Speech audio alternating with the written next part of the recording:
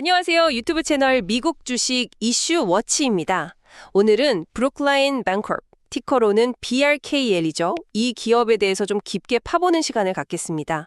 저희가 조사한 내용을 바탕으로요. 특히 최근 실적 발표 내용하고 또 Berkshire Hills 뱅코프와의 합병 계획, 이 두 가지를 중심으로 해서 현재 상황이 어떤지 또 앞으로는 어떻게 될지 자세히 한번 살펴보겠습니다. 예, 안녕하세요. 말씀하신 대로 정말 흥미로운 시점이라고 생각합니다.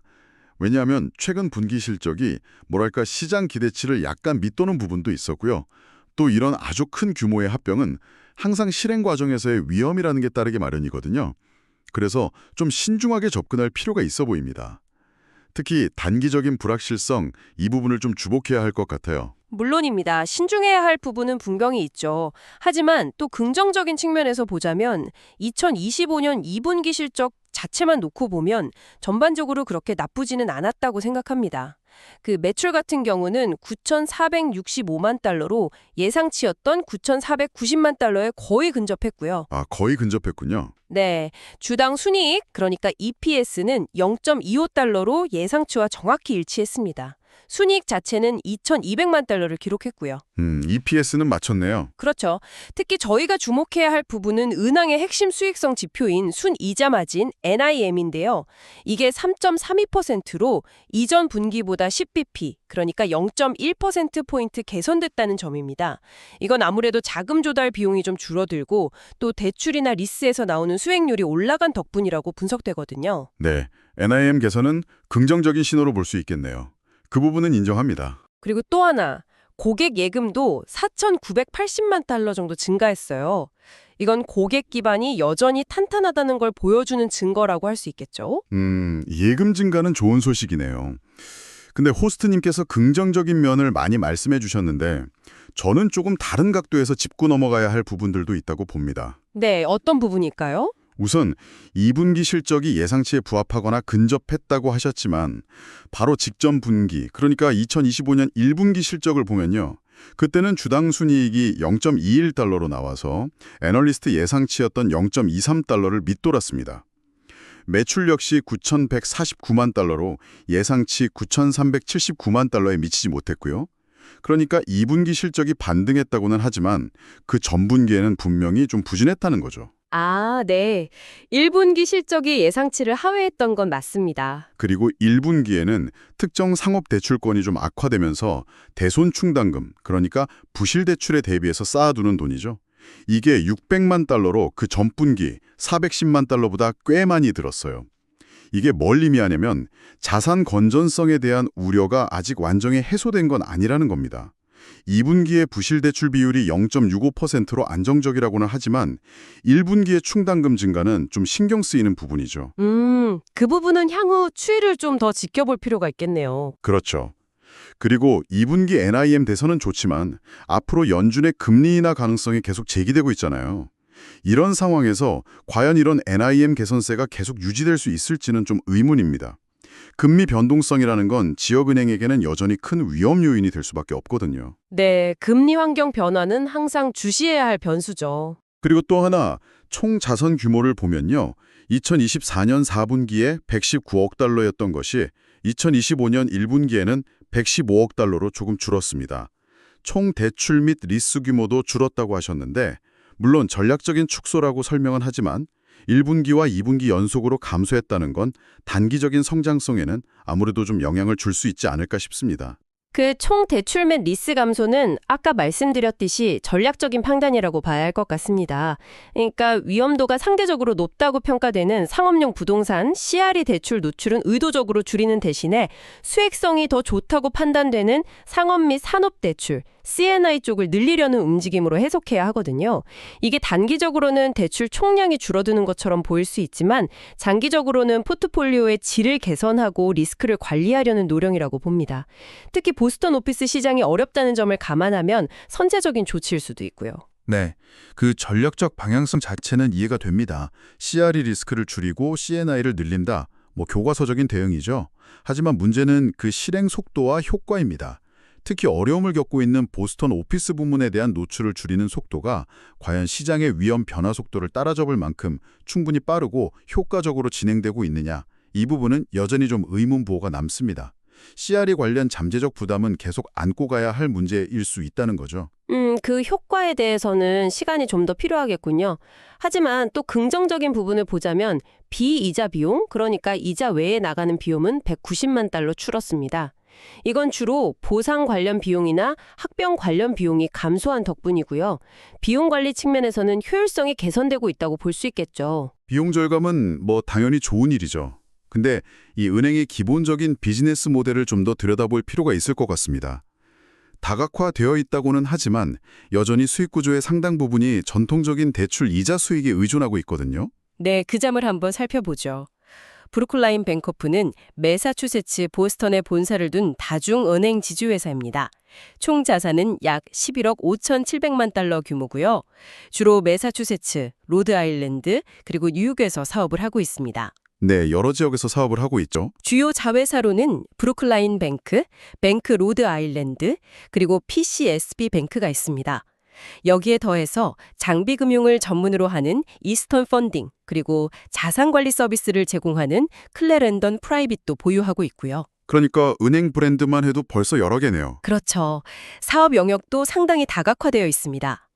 상업뱅킹 분야에서는 대출, 현금 관리, 상업용 부동산 금융, 장비 금융 등을 하고요. 소매뱅킹에서는 예금, 주택담보대출, 온라인 뱅킹 서비스를 제공합니다. 그 외에도 투자 및 자산관리 서비스, 여기에는 자산관리나 재무자문, 그리고 오색 인스티튜션스와 제휴해서 투자나 보험 상품도 판매하고요. 또 중소기업 뱅킹까지 아주 폭넓게 사업을 하고 있습니다. 네, 사업 영역 자체는 다양해 보입니다. 이런 다각화된 사업 모델은 아무래도 시장 변동성에 대한 회복력을 높여주는 장점이 있다고 봅니다. 특히 관계 중심의 전통적인 지역사회 은행 서비스와 최신 디지털 솔루션을 결합해서 고객 만족도를 높이려는 전략을 추구하고 있고요. 관계 중심과 디지털의 결합이라. 네. 그리고 2024년 기준으로 보면 상업용 부동산 개발업체나 주거용 부동산 투자자, 중소기업 네트워크, 지역 금융기관, 모기지 브로커 등 다양한 파트너십을 통해서 사업을 확장하고 있습니다. 파트너십을 통한 대출 규모도 상당하고요. 그런데 아까도 지적했지만 그렇게 다각화되어 있다고 해도 결국 핵심 수익원은 이자 수익, 특히 대출에서 나오는 이자 수익이란 말이죠. 이게 금리 균등성에 취약할 수밖에 없다는 구조적인 한계가 있습니다. 연준의 정책이 바뀌거나 아니면 시장 경쟁이 더 심해지면 순이자 마진 NIM에 바로 압박이 가해질 수 있는 구조예요. 금리 변동성 리스크는 은행업의 숙명과도 같죠. 하지만 C&I 대출 비중을 늘리는 전략이 바로 그런 리스크를 완화하려는 노력의 일환이라고 볼 수 있습니다. CRE보다 금리 민감도가 상대적으로 낮고 안정적인 수익을 기대할 수 있으니까요. 글쎄요, C&I 대출이라고 해서 금리 변동성에서 완전히 자유로운 건 아니죠. 그리고 자산 관리 같은 비이자 수익 부문이 전체 수익에서 차지하는 비중이 과연 이런 대출 관련 위험을 충분히 상쇄할 만큼 크냐, 이 부분은 좀 더 면밀히 따져봐야 합니다. 그 비중이 아직은 그렇게 압도적으로 크지는 않은 것 같거든요. 네, 비이자 수익 비중 확대는 장기적인 과제일 수 있겠습니다. 그리고 또 하나, 합될 이전에도 이미 브루클라인 뱅크, 뱅크 로드 아일랜드, PCSB 뱅크 이렇게 여러 은행 브랜드를 운용하고 있었잖아요. 이것만 해도 사실 관리의 복잡성이라는 문제가 있을 수 있습니다. 조직 문화도 다를 수 있고요. 그런데 여기에 이제 벅셔 힐즈의 브랜드까지 더해지는 거잖아요. 합병 후 통합 과정이 생각보다 훨씬 더 복잡하고 어려워질 수 있다는 점도 고려해야 합니다. 그 통합의 어려움은 잠시 후에 합병 얘기를 할 때 더 자세히 다뤄보죠. 일단 기업 배경과 비즈니스 모델에 대해서는 이 정도로 정리하고 이제 가장 중요한 이슈인 벅셔 힐즈 뱅크롭과의 합병 얘기를 본격적으로 해보겠습니다. 이 합병이야말로 브루클라인 뱅크롭의 미래에 있어서 어쩌면 가장 중요한 성장 동력이 될 수 있다고 보는데요. 네, 저도 이 합병이 앞으로 브루클라인 아니죠. 이제 새로 태어날 회사의 항방을 갈 가장 큰 변수라고 생각합니다. 기대와 우려가 공존하는 지점이죠. 그렇죠. 합병 완료 예정 시기는 2025년 3분기, 그러니까 올 하반기입니다. 합병된 새로운 지주회사의 이름은 비컨 파이낸셜 코퍼레이션이 되고요. 뉴욕 증권거래소의 새로운 티커 BBT로 상장될 예정입니다. 그리고 실제 은행 영업을 하는 은행의 이름은 비컨 뱅크 앤 트러스트가 됩니다. 줄여서 비컨 뱅크라고 부르게 되겠죠. 이름이 다 바뀌는군요. 비컨이라 새로운 출발을 알리는 듯한 이름이네요. 네, 그런 의미를 담은 것 같습니다. 그리고 아까 전문가님께서 우려하셨던 브랜드 통합 문제에 대해서는 기존 은행 브랜드들, 그러니까 벅셔뱅크, 브루클라인 뱅크, 뱅크 로드 아일랜드, PCSB 뱅크 이 네 가지 브랜드는요. 2020년 1분기까지는 비켄뱅크 앤 트러스트의 사업부, 디비전 형태로 그대로 유지될 예정이라고 합니다. 아, 당분간은 기존 브랜드를 유지한다고요? 네, 고객들의 혼란을 최소화하기 위한 조치로 보입니다. 그리고 전산 시스템 통합 역시 2020년 1분기 완료를 목표로 하고 있고요. 그러니까 약 반년 정도의 통합 기간을 두는 셈이죠. 단계적인 통합 계획이군요. 그래도 여전히 시스템 통합은 큰 과제일 텐데요. 물론입니다. 하지만 이 합병이 성공적으로 이루어졌을 때 얻을 수 있는 이익이 상당합니다. 우선 합병 후 총 자산 규모가 약 240억 달러 수준으로 크게 늘어나게 됩니다. 지금보다 2배 가까이 커지는 거죠. 이렇게 되면 규모의 경제를 실현할 수 있는 기반이 마련되는 겁니다. 그렇죠. 규모가 커지면 여러 면에서 유리한 점이 생기죠. 조달 비용을 낮춘다거나 더 큰 규모의 딜에 참여할 기회가 생긴다거나 하는 점들이요. 맞습니다. 그리고 가장 주목해야 할 부분은 바로 예상되는 비용 절감 효과입니다. 운영 통합, 기술 통합, 그리고 인력 조정을 통해서 연간 무려 6,500만 달러에서 7천만 달러의 비용을 절감할 수 있을 것으로 기대하고 있습니다. 연간 6,500만에서 7천만 달러. 엄청난 금액이네요. 이게 정말 계획대로 실현만 된다면 수익성 개선에는 직접적인 기여를 하겠죠. 그렇죠. 이 정도 규모의 비용 절감은 합병된 회사의 주당 순이익 EPS에 상당한 긍정적 영향을 줄 것으로 예상됩니다. 그래서 월스트리트 애널리스트들의 평가도 현재로서는 꽤 긍정적인 편입니다. 현재 2명의 애널리스트가 커버하고 있는데 컨센서스 등급은 매수 바이고요. 평균 목표 주가는 15.25달러를 제시하고 있습니다. 15.25달러요? 지금 주가가 8월 8일 기준으로 10.15달러 정도니까 와, 거의 50% 정도 상승 여력이 있다고 보는 거네요. 네, 그렇습니다. 애널리스트들은 이 합병을 통한 시너지 효과와 장기적인 성장 잠재력에 상당히 높은 기대를 걸고 있다고 해석할 수 있겠죠. 그 장밋빛 전망 이면에 숨어있는 위험 요소를 좀 더 냉정하게 짚어봐야 할 것 같습니다. 합병이라는 게 항상 그렇지만 발표된 계획이 그대로 실현된다는 보장은 없거든요. 어떤 위험들을 특히 주목해야 할까요? 첫째로는 합병 자체의 불확실성입니다. 아직 규제 당국의 최종 승인이 남았을 텐데요. 이 과정에서 예상치 못한 문제가 발생하거나 승인이 지연될 가능성도 배제할 수 없습니다. 또 합병 과정에서 예상하지 못했던 추가 비용이 발생할 수도 있고요. 네, 규제 승인 절차는 항상 변수가 될 수 있죠. 둘째로는 아까도 잠깐 언급했지만 시스템 통합 문제입니다. 이게 정말 보통 일이 아닙니다. 서로 다른 은행들이 수십 년간 사용해온 전산 시스템을 하나로 합치는 건데요. 2026년 1분기 완료를 목표로 한다고 하지만 통합 과정에서 기술적인 문제가 터지거나 운영상의 차이가 발생할 가능성이 상당히 높습니다. 만약 시스템 통합이 잘못되면 고객 계좌 정보가 꼬이거나 온라인 뱅킹이 마비되거나 하는 심각한 문제로 이어질 수 있고 이건 곧바로 고객 서비스 저하와 신뢰도 하락으로 연결될 수 있습니다. 시스템 통합의 어려움은 충분히 예상되는 부분이긴 합니다. 철저한 준비가 필요하겠죠. 셋째, 그 연간 6,500만 원에서 7천만 달러라는 비용 절감 목표. 이게 과연 현실적으로 달성 가능한 목표인지도 의문입니다. 물론 회사 측에서는 철저한 분석을 통해 산출했겠지만 과거 다른 은행들의 합병 사례를 보면 초기에 제시된 시너지 효과 예측치는 종종 실제 결과보다 훨씬 낙관적인 경우가 많았습니다. 통합 과정에서 예상치 못한 비용이 더 들 수도 있고 조직 통합의 어려움 때문에 효율성이 기대만큼 오르지 않을 수도 있고요. 그래서 저 비용 절감 목표는 좀 보수적으로 볼 필요가 있다고 생각합니다. 시너지 효과 달성 여부는 합병 성공의 핵심 잣대가 될 테니 면밀히 지켜봐야 할 부분이겠네요. 그렇죠. 그리고 넷째, 합병 발표 이후부터 완료 시점까지 주가 변동성이 커질 수 있다는 점입니다. 합병에 대한 시장의 기대감과 또 방금 말씀드린 여러 위험 요인에 대한 우려가 계속 교차하면서 주가가 상당히 불안정한 모습을 보일 가능성이 높습니다. 단기 투자자들에게는 좀 힘든 시기가 될 수도 있다는 거죠. 네, 합병 과정 중에 주가 변동성은 어느 정도 감수해야 할 부분이겠죠. 마지막으로 이건 좀 더 근본적인 문제일 수 있는데 여러 은행 브랜드를 하나로 통합하는 과정에서 발생할 수 있는 운영상의 혼란, 또 서로 다른 조직 문화 간의 충돌, 그리고 기존 고객과의 관계를 유지하는 어려움 등도 잠재적인 위험 요인입니다. 특히 지역사회 기반의 은행들은 고객과의 오랜 관계가 중요한 자산인데 합병 과정에서 이런 부분이 훼손될 수도 있거든요. 과연 합병으로 얻는 이익이 이런 통합 과정의 리스크와 혼란을 충분히 상쇄하고도 남을 만큼 클 것인가? 이 부분은 좀 더 지켜봐야 할 문제라고 봅니다. 네, 합병에는 분명 밝은 면과 어두운 면이 공존하는 것 같습니다. 자, 그럼 지금까지 논의한 내용들을 바탕으로 브루클라인 뱅코프의 종합적인 위험 요인과 기회 요인을 한번 정리해 볼까요? 먼저 기회 요인부터 짚어주시죠. 네, 기회 요인을 정리해보면 역시 가장 큰 것은 벅시어 힐스와의 합병입니다. 이를 통해 규모의 경제를 실현하고 아까 말씀드린 연간 6,500만 달러 이상의 상당한 비용 절감 효과를 기대할 수 있다는 점이 가장 큰 매력 포인트죠. 네, 합병 시너지가 가장 큰 기대 요인이겠죠. 그리고 최근 실적에서 나타난 순이자 마진 NIM 개선 추세와 꾸준한 고객 예금 증가는 이은행의 기본적인 체력, 즉 펀더멘털이 비교적 튼튼하다는 것을 보여주는 신호라고 생각합니다. 기본적인 영업력은 유지되고 있다는 거군요. 그렇습니다. 또한 상업용 부동산 CRE 비중을 전략적으로 줄이고 대신 수익성이 높은 상업 및 산업, C&I 대출을 늘리려는 포트폴리오 조정 노력도 장기적인 관점에서 볼 때 긍정적인 방향이라고 평가할 수 있습니다.